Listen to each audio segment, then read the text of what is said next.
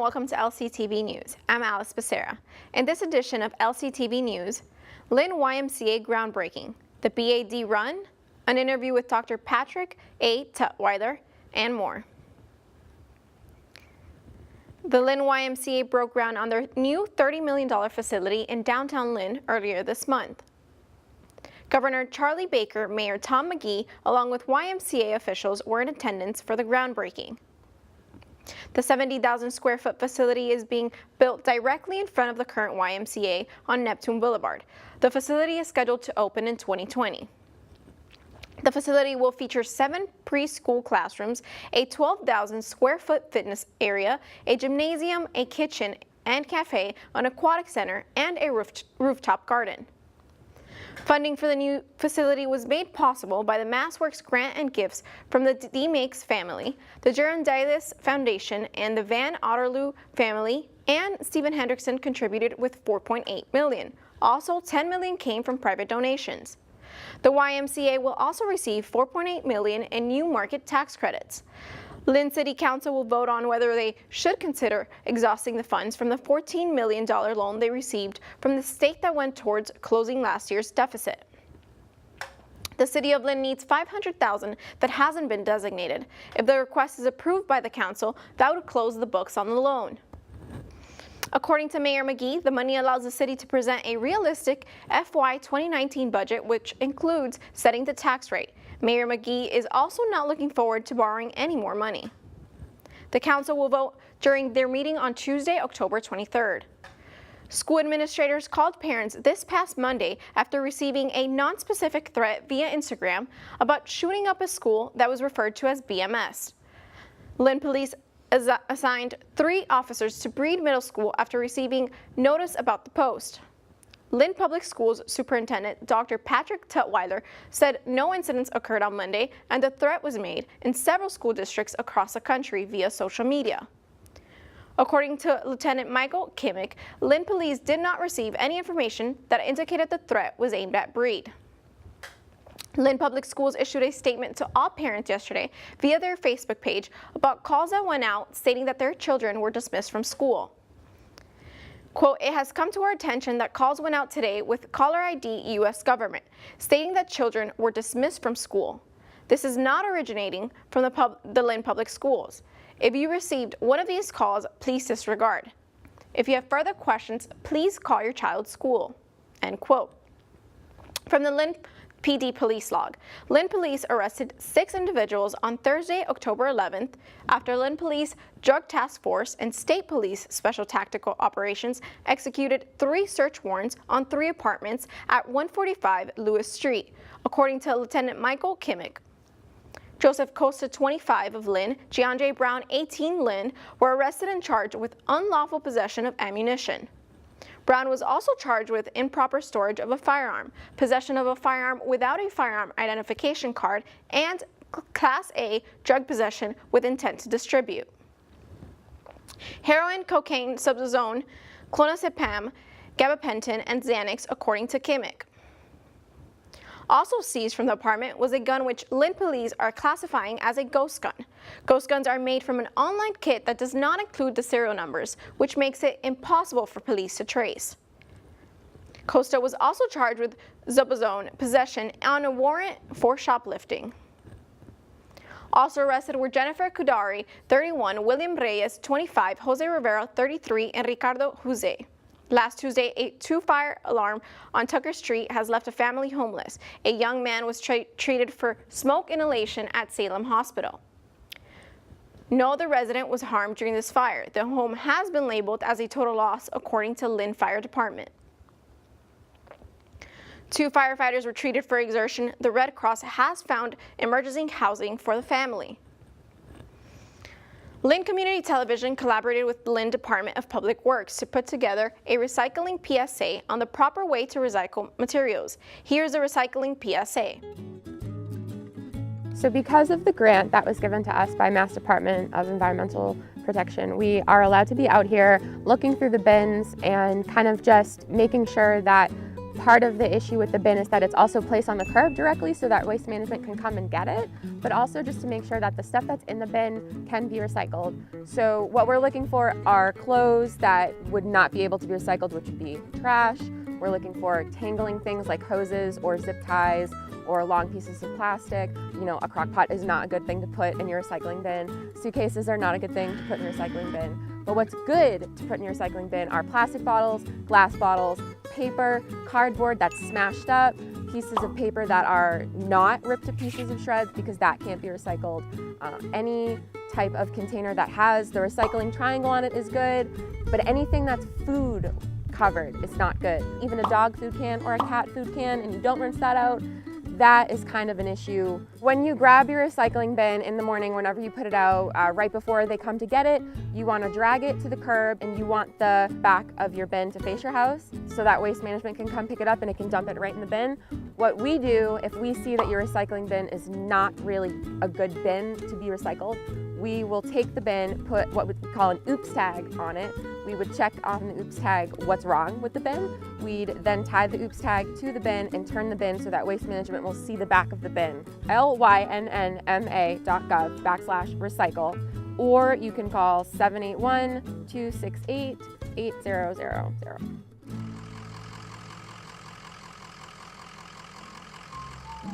Here at the Billerica Recycling Facility, we manage all recyclable materials. So the material is typically delivered in a truck that has collected. It dumps on a tip floor, and then that material goes through a very complicated processing facility process where we separate out any non-recyclables from recyclables. Some of the things that we see common, what we call contaminants in the recycling stream, are plastic bags, plastic film, food waste. When we get materials that shouldn't be in the recycling stream, it can cause major damage to the equipment in the facility, and it can be detrimental to the worker safety at the facility, which is really important to us.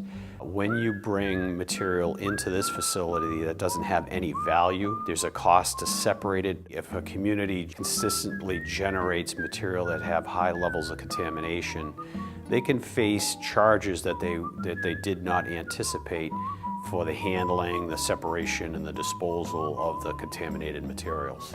This is really a call to action for all communities to educate the public on what's proper to recycle and what isn't.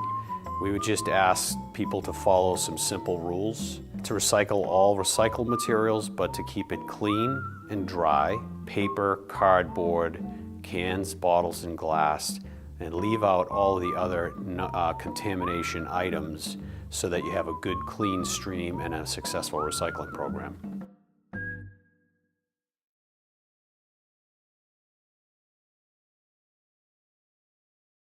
On Friday, October 19th, Arts After Hours opened Little Shops of Horrors, a rock musical about a shop worker. LCTV's David Riley Jr. got a chance to speak with the actors and actresses of the production before opening night. Here's David Riley Jr. with Arts After Hours. Arts After Hours is one of many arts organizations in downtown Lynn, and they aim to engage and transform the downtown through the experience of live theater. Throughout the year, they produce musicals, comedies, and more. Every October, they produce a special Halloween show. This year, they will be putting on a production of Little Shop of Horrors, and LCTV was invited to one of their rehearsals. Cool.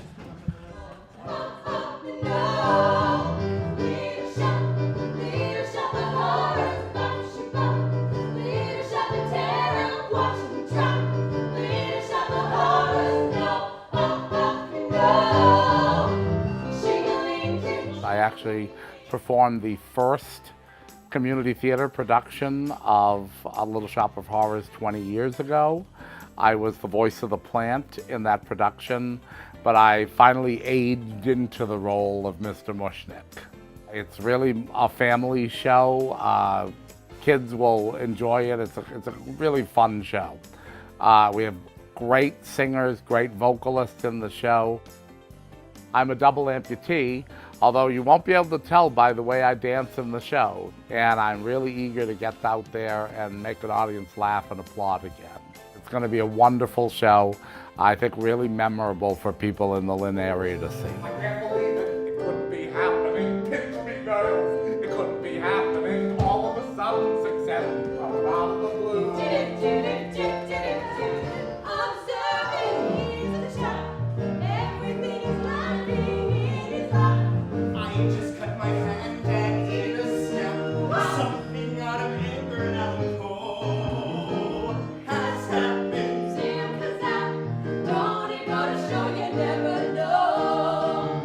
One day you're singing hush, feeling so rejected like this. I got involved because I'm local actor to the area, actor and choreographer. I think that it's a great show for the folks to come and see and support local theater, especially in Lynn. This is a step above a lot of other community theaters in the North Shore area. So I think it's people are going to be pleasantly surprised, and it's a very bizarre tale of a man-eating plant and Seymour's will to live by his love for Audrey. We're gonna do dentist. Find a way to make it natural tendencies pay. You'll be a dentist. Have a talent for causing things. Hey, son, be a dentist.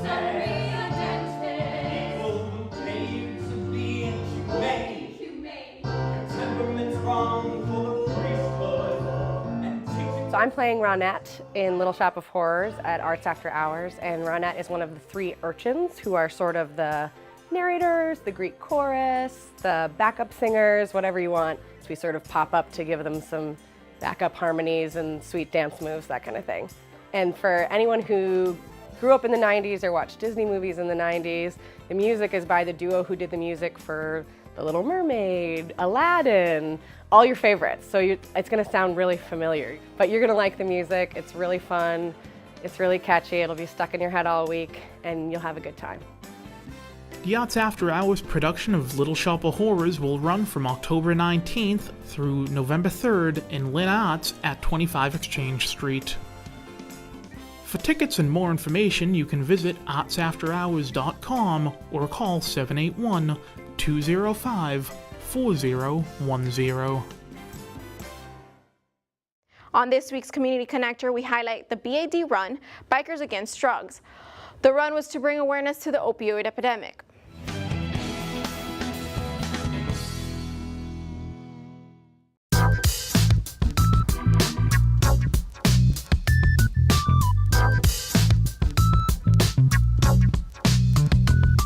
Down here at the B.A.D. run, Bikers Against Drugs, rain or shine, we riding.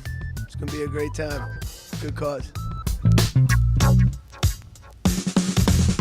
This is my first year rider. Getting out, it's a great time, good time out here. Good guys. The importance is very big, especially around this spot, you know, the Lynn neighborhood. My dad struggled with drugs before. It feels really good, you know. Big shout out to Louis Foss and Big L for getting this all together for us, and we're gonna have a good time today.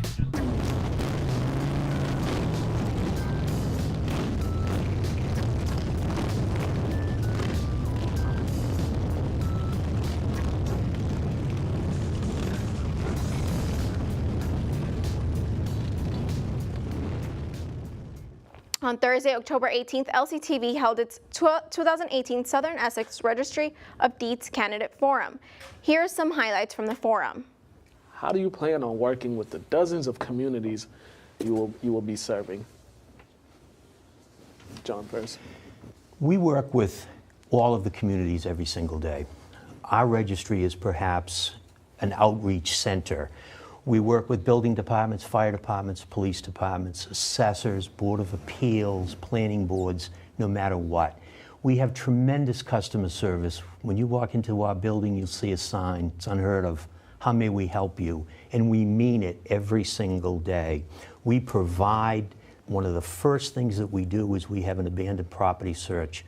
When the foreclosure crisis hit, it devastated neighborhoods when the banks abandoned buildings and walked away from their responsibilities. We provide local agencies with actually who owns those buildings. We reach out, we go to Kiwanis, we go to town meetings, we had assessors meetings. The Salem Registry of Deeds has been a leader in so many ways. And in dealing with local communities, we're second to none. Thank you. I think it starts with listening and understanding the communities and being involved in the communities. Homeownership is one of the most important things to our communities, and it is very valuable to our communities. First, I'm going to continue the programs by the Registry of Deeds, the Homestead Protection Act seminars, the Property Fraud Watch program seminars, also seeking to enhance the Property Fraud Watch program to make it more secure.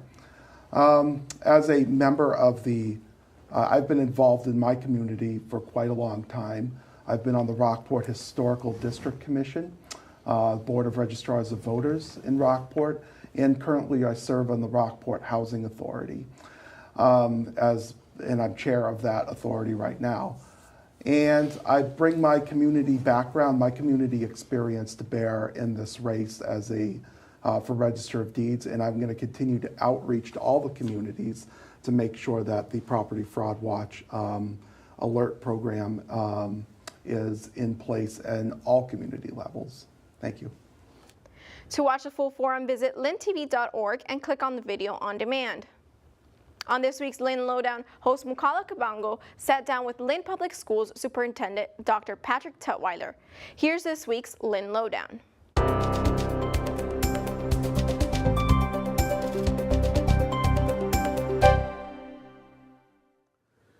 Welcome to the Lynn Lowdown.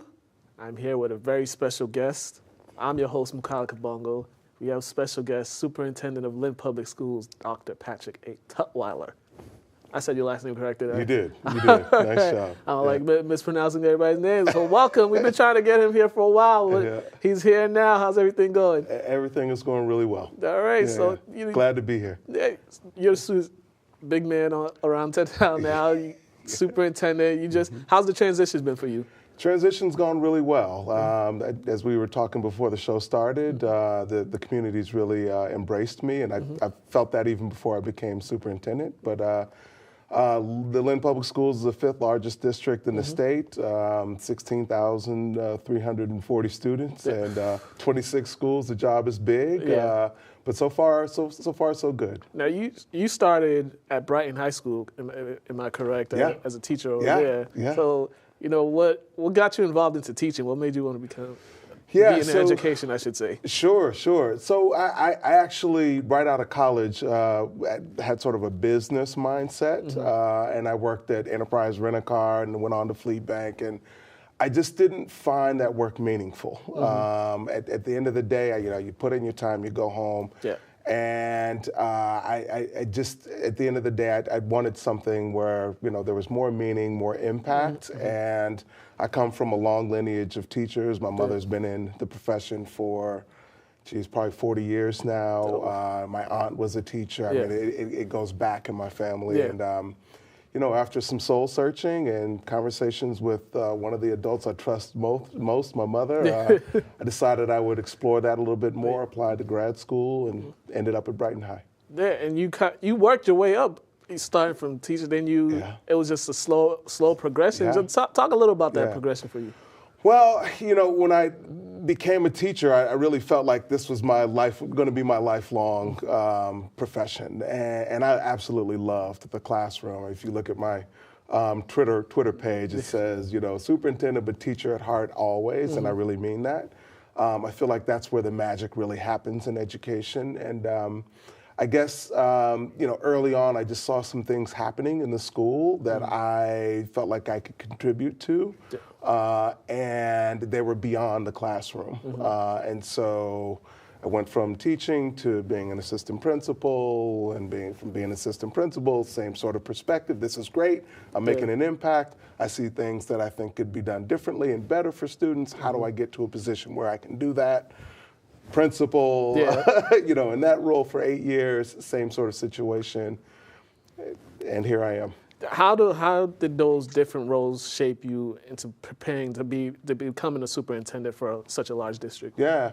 So, I feel there are a lot of roles in a school district, and I think the extent to which I can understand, because I've walked that walk, I've been a teacher, so I understand, what being in a classroom, in a large classroom with 32 students feels like. And I've done that, and with some degree of success. That helps. That perspective, being able to be, exude a sense of empathy and understanding around the work and the various levels. I think informs decisions that I make at this level, but B, I think also builds some credibility. People understand they know that you've also done that work, and so when we're partnering around a decision, I think people are more willing to hear you out because they know you've done it. Yeah, definitely. Now there's been 2 incidents since we had the incident at Lynn English High during the summer, and also we had the lockdown last week. What have you guys been doing to kind of address these security issues? Yeah, so security, school security, student safety is our foremost concern, and that's something that we are consistently practicing and thinking about, and to the extent possible, perfecting. Our school our school security director, Orrin Wright, is consistently at professional developments and their trainings and bringing that back to bear on all of our protocols and processes related to security here. So I'd say, in this district, with this personnel, I mean, we're in tip-top shape, and it's something that we take really seriously.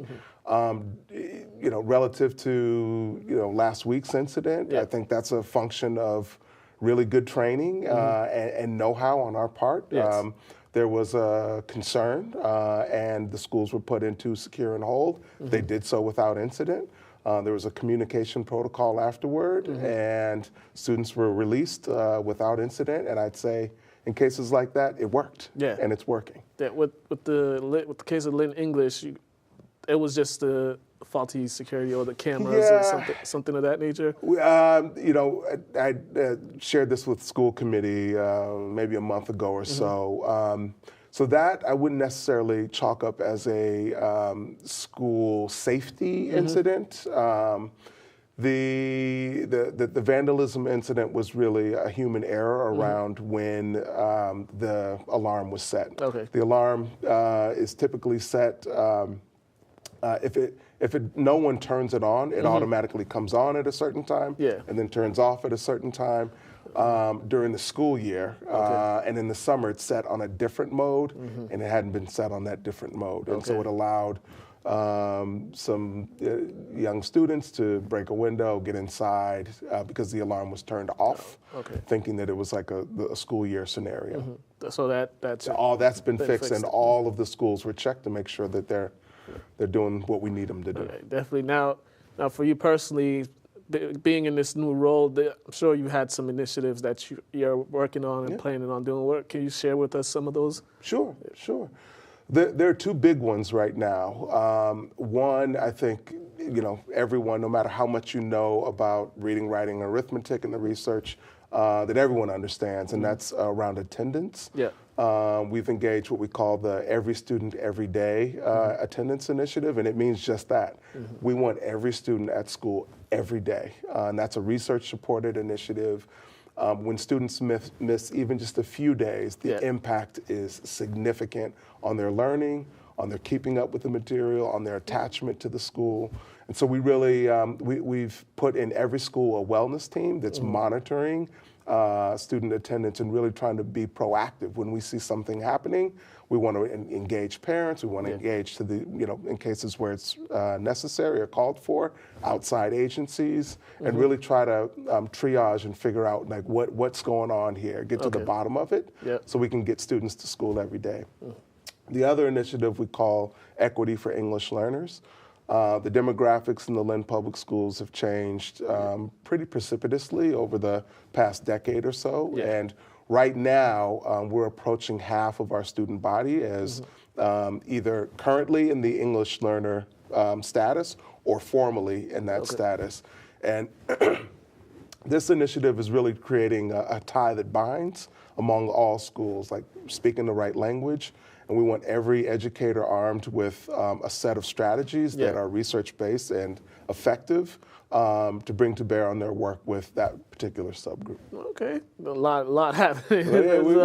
Right, and these are two things that I think that are important and could be leveraged really any year in recent years, but we're going to be really thoughtful and strategic around plans going forward, and there's a strategic planning initiative that actually starts Thursday of this week. Okay. That we're, to create a multi-year strategic plan. Okay, you got a lot on your plate. Let's get into a little background of yourself. I understand you used to, from Chicago.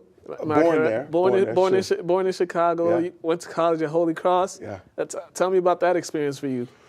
Well, there's a lot that happened between Chicago and Holy Cross, but I moved around a lot as a young person, born in Chicago, lived in Champaign, Illinois, I lived in Austin, Texas, and graduated from high school in St. Paul, Minnesota. Okay. It may not look like it now, but I was fairly gifted with the basketball, and landed me a spot at the College of the Holy Cross where I played basketball, and it was a great experience. I mean, these days, typically when someone looks at a college, they're looking at, the academics and, the experience. I think, at that age, I was sort of basketball minded. I was looking for a family, and I found it on that team, and still stay in touch with a lot of my teammates, and actually one of them is the mayor of Peabody. And so, that experience was really wonderful. That's awesome. Well, they're giving me the wrap it up signs. So you see, I told you it goes by fast. He also has a PhD, was it Harvard? Boston College. Master's Harvard. That's right. All right. I did my research. I want to thank Dr. Tutwiler for coming in and speaking with us. You guys have been watching the Lynn Lowdown. We'll see you guys next time. All right, great. Thank you. Thanks. No problem. Indeed. Yeah.